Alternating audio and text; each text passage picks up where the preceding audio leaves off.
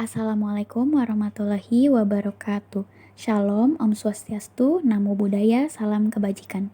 Yang terhormat kepada dosen pengampu mata kuliah Supervisi Pendidikan, Ibu Dr. Rifma MPD, izinkan kami dari kelompok 1 untuk memaparkan materi mengenai menganalisis konsep dasar, latar belakang, dan hubungan supervisi pendidikan dengan administrasi pendidikan. Anggota dari kelompok 1 diantaranya ada Syira Alivia Putri Kamilia, Naila Zafira, Bagus Septianto, dan Habib Sidik. Topik yang akan kami bahas, yang pertama pengertian supervisi pendidikan, yang kedua latar belakang supervisi pendidikan, yang ketiga peranan dari supervisi pendidikan, dan yang terakhir hubungan supervisi pendidikan dengan administrasi pendidikan. Kita masuk ke topik yang pertama, yaitu pengertian dari supervisi. Nah, supervisi sendiri mengandung dua unsur kata, yaitu super dan visi. Super di sini dapat diartikan sebagai orang yang memiliki kelebihan untuk membantu orang yang memiliki permasalahan dan kelemahan. Dan kata visi yang artinya melihat, menilik, atau mengawasi. Menurut Nigli yang dikutip oleh Made Pidarta, mengemukakan bahwa segala bentuk pelayanan kepada guru-guru yang bertujuan untuk menghasilkan perbaikan instruksional, belajar, dan kurikulum dapat dikatakan sebagai supervisi. Nah, dalam konteks sekolah, kepala sekolah dianggap sebagai orang yang lebih tinggi ilmunya sehingga kepala sekolah sering diminta untuk membantu pemberian bimbingan kepada pendidik. Nah, hal ini pun didasari oleh penelitian yang dilakukan oleh Rifma pada tahun 2018 yang menunjukkan bahwa secara umum kepala sekolah memiliki kemampuan supervisi yang bagus. Kepala sekolah mampu menyusun program supervisi dengan baik, melaksanakan supervisi, dan mengevaluasi pelaksanaan supervisi. Adapun pendapat Kimball Wiles yang mengemukakan bahwa supervision is an assistant in the development of a better teaching learning situation, yang apabila diterjemahkan menjadi supervisi adalah suatu bantuan dalam pengembangan situasi belajar mengajar yang lebih baik. Nah, dari pendapatnya ini kita bisa mengetahui bahwa secara umum kegiatan supervisi pendidikan itu mengacu kepada usaha perbaikan situasi belajar mengajar. N.A. Ametembun juga berpendapat bahwa supervisi pendidikan adalah pembinaan ke arah perbaikan situasi pendidikan. Dari beberapa pendapat yang telah diuraikan sebelumnya, kelompok kami akhirnya memperoleh kesimpulan bahwa supervisi pendidikan merupakan bantuan berupa bimbingan profesional yang ditujukan untuk guru oleh kepala sekolah atau orang lain yang dianggap ahli untuk memberikan solusi atas permasalahan yang dialami oleh guru dalam kegiatan belajar mengajar. Dengan kehadiran supervisi, diharapkan kompetensi guru pun ikut meningkat dan guru menjadi lebih profesional. Memang dalam kegiatan supervisi terdapat prosedur penilaian, namun prosedur tersebut dilalui untuk mengetahui kelemahan yang guru alami ketika mengajar, sehingga dapat dilakukan analisis penyebab dan penentuan solusi bagi kelemahan yang ada agar nantinya proses belajar mengajar terjadi lebih efektif dan efisien sesuai dengan tujuan pendidikan yang ingin dicapai. Untuk itu, guru seharusnya tidak perlu takut untuk ditemui oleh supervisi. Materi selanjutnya ada mengenai latar belakang supervisi pendidikan. Sebenarnya aktivitas semacam ini sudah lama dikenal, tapi sayang sekali kesannya memang kurang menarik karena pelaksanaannya lebih cenderung hanya untuk mencari kesalahan dan kekurangan guru dalam mengajar. Nah, pada waktu itu aktivis itu dikenal dengan istilah inspeksi. Nah, latar belakangnya dibentuknya supervisi ini adalah untuk mengusahakan lingkungan dan kondisi kerja seoptimal mungkin, termasuk suasana kerja di antara staf dan memfasilitasi penyediaan alat-alat yang dibutuhkan. Nah, di sini supervisi pada awalnya merupakan bagian dari aktivitas manajemen pemeriksaan atau inspeksi oleh pihak eksternal. Latar belakang dibentuknya supervisi sampai sekarang.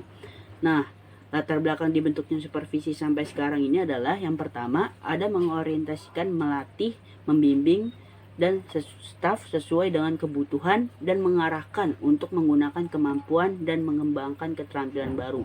Nah, di sini adalah bergunanya supervisi ini untuk membantu para karyawan, guru dan hal semacamnya untuk meningkatkan kompetensi dirinya.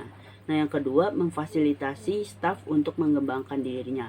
Nah, di sini supervisi berguna untuk memfasilitasi seperti penyediaan media-media untuk seorang karyawan atau guru mengembangkan dirinya.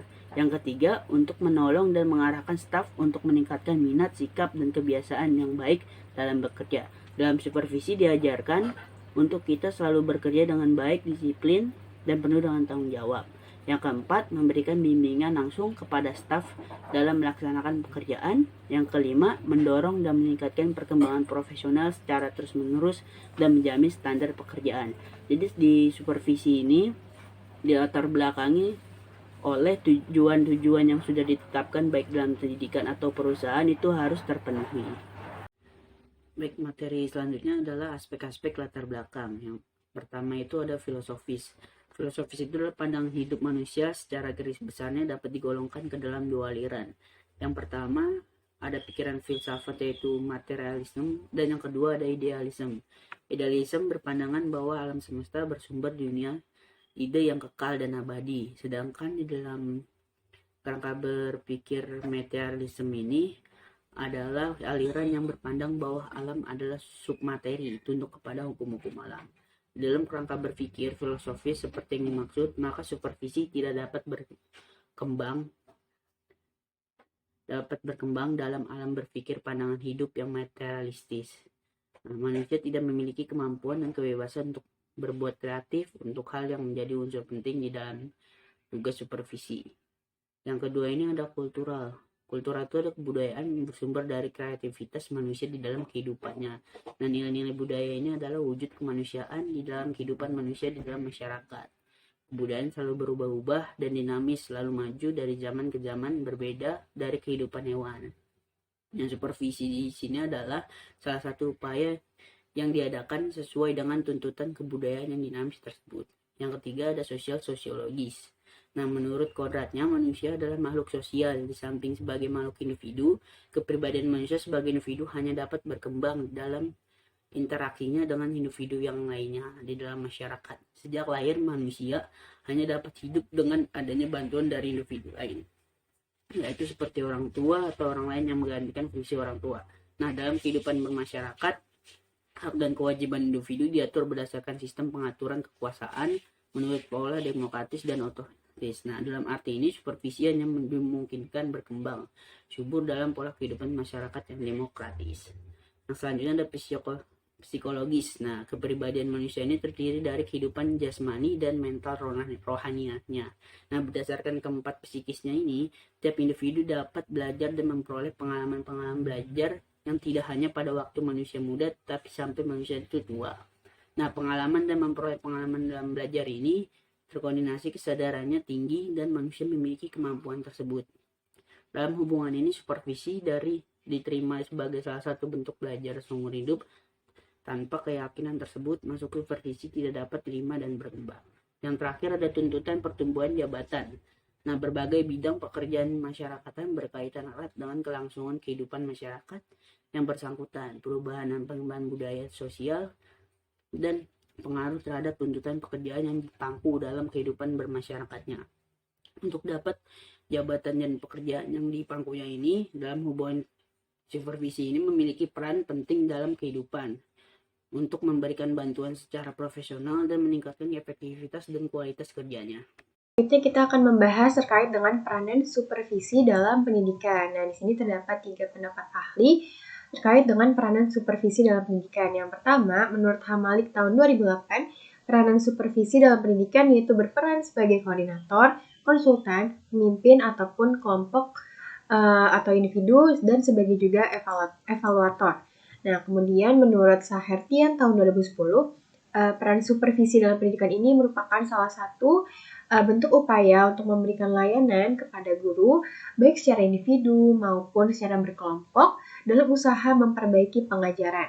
Lalu Panda tahun 2019 mengatakan bahwa supervisi dalam pendidikan berperan dalam memberi kemudahan dan juga membantu kepala sekolah, kemudian guru dalam mengembangkan potensi secara optimal. Nah, kesimpulan dari beberapa pendapat ahli tersebut, maka dapat disimpulkan bahwa supervisi pendidikan ini berperan sebagai bentuk pelayanan untuk meningkatkan kualitas mengajar guru di kelas ataupun agar untuk meningkatkan kualitas kinerja guru dalam mencapai tujuan-tujuan pendidikan yang telah ditetapkan.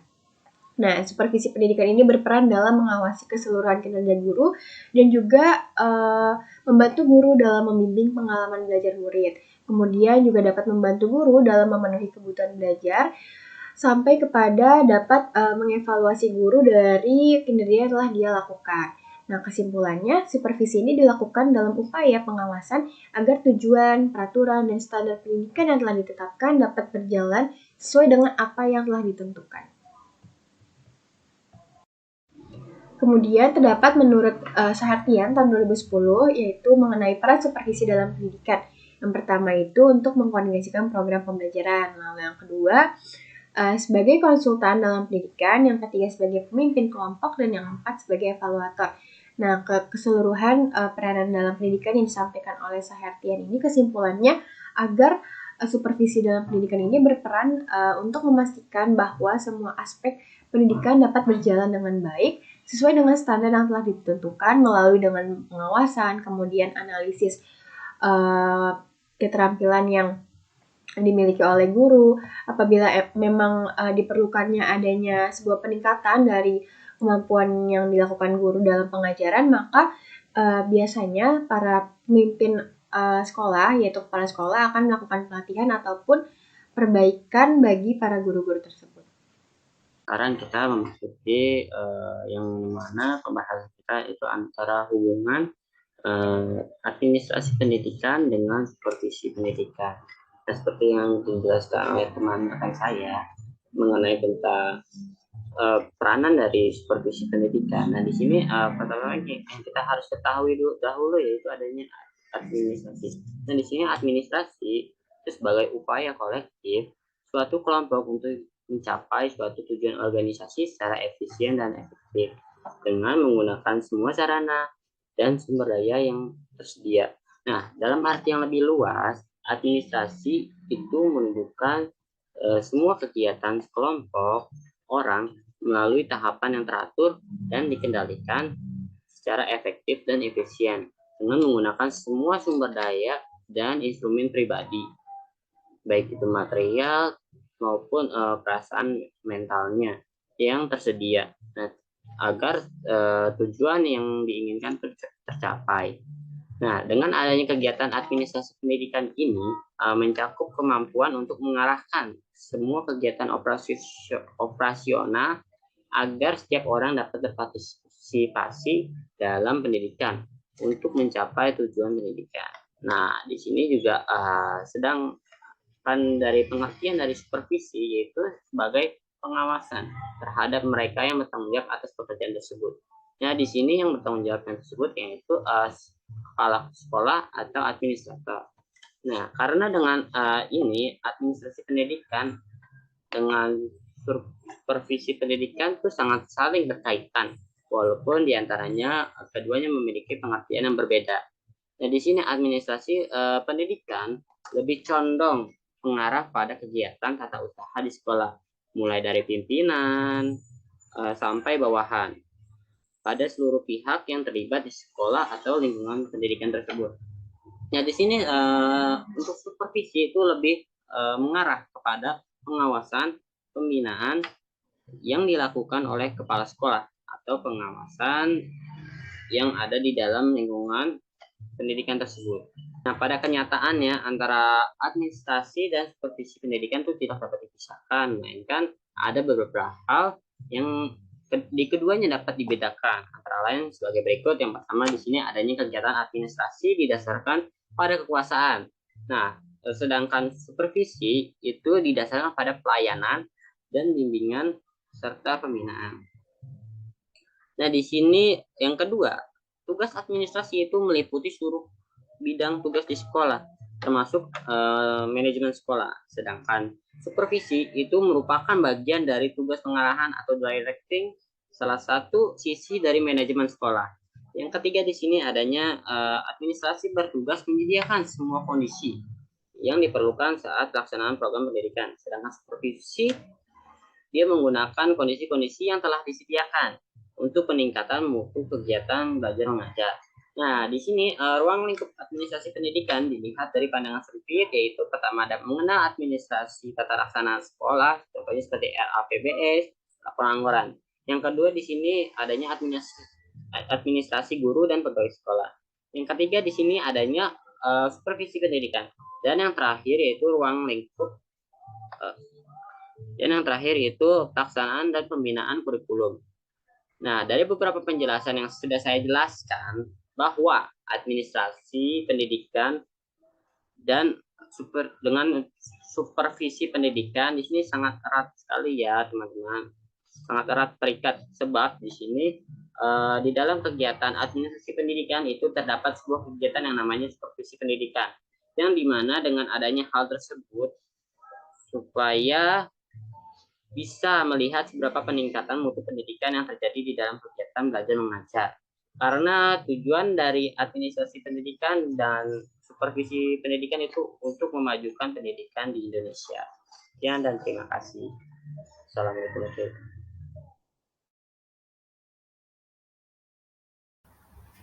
Berikut merupakan sumber referensi yang kami gunakan untuk menyusun materi.